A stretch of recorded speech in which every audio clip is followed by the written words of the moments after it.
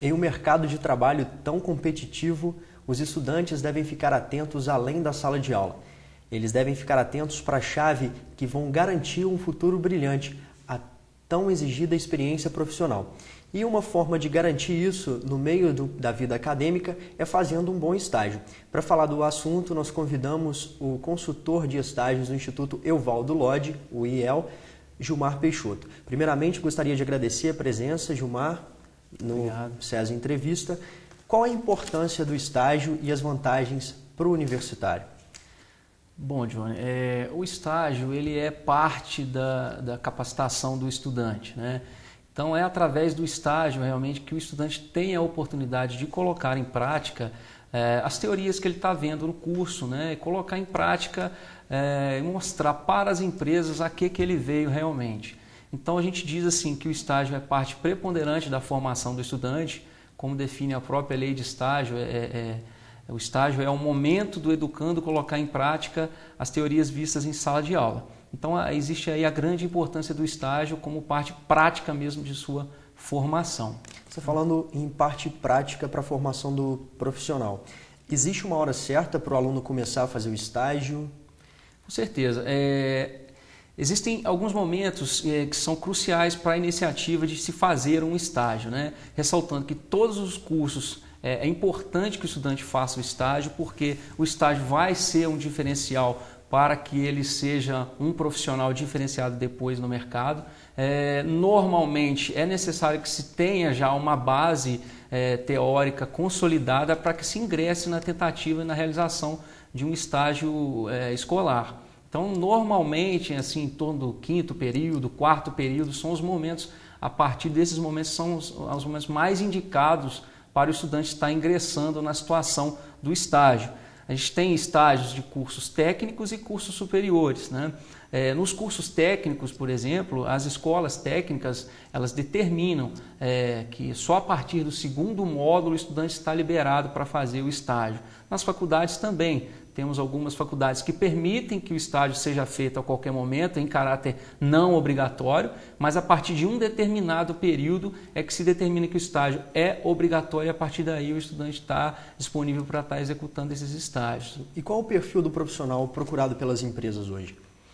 Bom, em regra geral, a questão de seleção de estagiário, de perfil de estagiário, ela é muito semelhante quando a empresa está buscando um profissional mesmo, tá? A gente sabe que o estágio não é um emprego, né? Mas o critério de seleção, hoje em dia, devido à competitividade do número de estudantes que tem no mercado, todos os dias estão formando mais e mais pessoas, então as empresas vão um pouco a fundo realmente no processo de seleção. Então as características técnicas, os conhecimentos técnicos, teóricos assumidos durante o curso são preponderantes no momento da escolha do candidato e também a questão pessoal hoje em dia recebe um enfoque muito grande. Então as características que todos os consultores de RH chegam a comentar, né, como desenvoltura, a questão do comprometimento, a questão da criatividade, né, do empenho em estar realizando uma determinada tarefa, né, uma boa comunicação, a questão de saber trabalhar em equipe.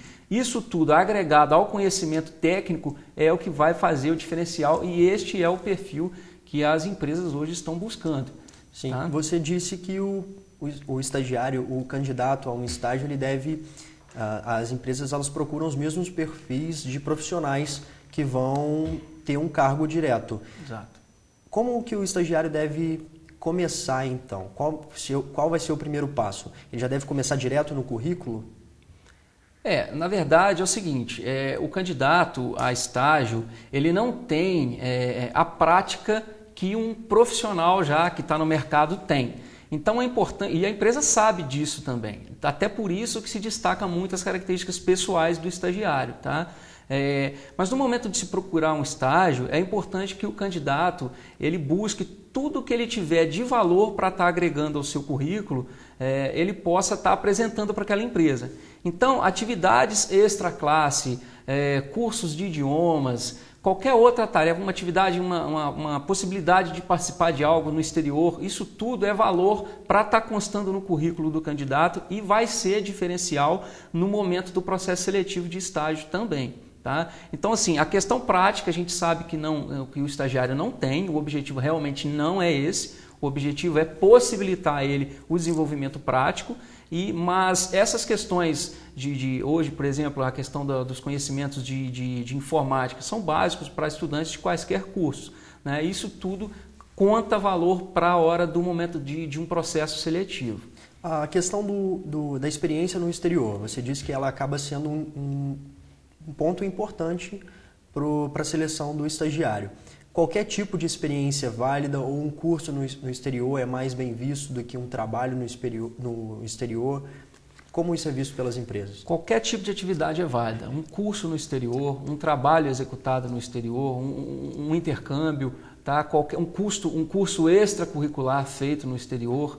Tá? Assim também como atividades extracurriculares de forma geral, se você faz um trabalho voluntário, isso é muito bem visto hoje pelas empresas. Então, todas essas atividades são fatores assim que vão contar e somar ao favor do candidato àquela vaga de estágio. Sim. Até agora nós falamos de alunos que muitas vezes não tiveram ainda uma primeira oportunidade de trabalho. Exato. E para aqueles que já têm um currículo vasto, porém não é na área que ele deseja atuar, ele deve ou não colocar essas informações no currículo na hora de procurar um estágio? Tá. Nós costumamos dizer que os currículos eles devem ser feitos de maneiras bem objetivas. Então, se eu tenho uma experiência em uma determinada área, mas aquela área não agrega valor para aquele cargo que eu estou pretendendo, a gente não indica que você relate aquela experiência.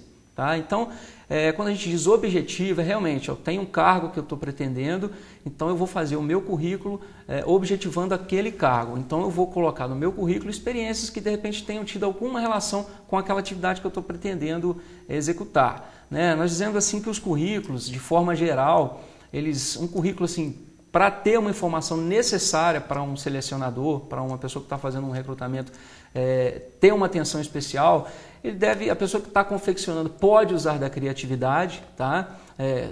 Dentro de um determinado limite, lógico, né? Mas deve constar basicamente a sua formação escolar, a sua formação extracurricular, as suas experiências profissionais que tenham relação com aquele cargo que você está pretendendo. Então, resumidamente, esses são os pontos, e a sua experiência profissional, são os pontos marcantes de um currículo objetivo, sucinto e que com certeza vai estar chamando a atenção da pessoa que está fazendo o recrutamento. Sim. É possível encontrar nos currículos hoje, por exemplo, com informações se a pessoa é casada ou não, se tem filhos ou não, e até mesmo inúmeras palestras que a pessoa assistiu ao longo da vida. Uhum. É realmente importante ou sai do currículo esse tipo de informação? A identificação, a questão da informação, sou casado, tenho filhos, né? O endereço, os telefones, isso tudo é importante constar. A questão da palestra depende. Você pode, de repente, estar exagerando para uma coisa. O pessoal até acha que isso é fator muito importante, mas não é preponderante. Os cursos, sim, tá? Mas a palestra é uma ou outra que tem realmente foco e relação com o que você está pretendendo. Mas as informações pessoais devem constar. Uma coisa que às vezes a gente encontra é a questão de... A pessoa às vezes assina o currículo, a questão da foto também não é fator que vai determinar a escolha. Tá? Algumas informações como referências pessoais, isso hoje em dia não é indicado que se coloque nos currículos. Sim. E no caso da entrevista, o primeiro passo normalmente é dinâmica e tem algumas perguntas que já são consideradas clichê, como, por exemplo, os seus principais defeitos e as suas qualidades.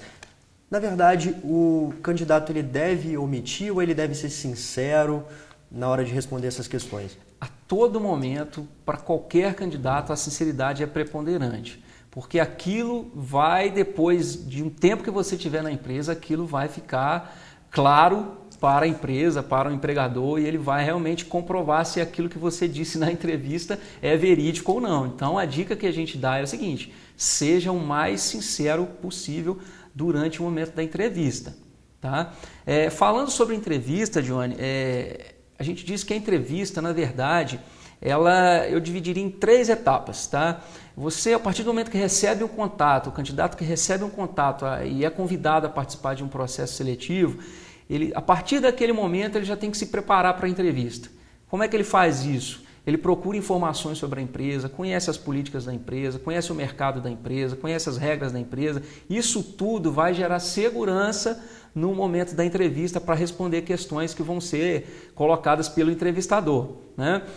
A segunda etapa é o momento da entrevista em si. Então, algumas coisas que acontecem, como por exemplo, uma vestimenta deve estar adequada, um telefone celular desligado, olhar no olho do entrevistador, isso tudo é fator determinante também, tá? Podemos falar depois da terceira etapa, logo após os comerciais. Voltamos daqui a pouco com Gilmar Peixoto aqui no SESI Entrevista.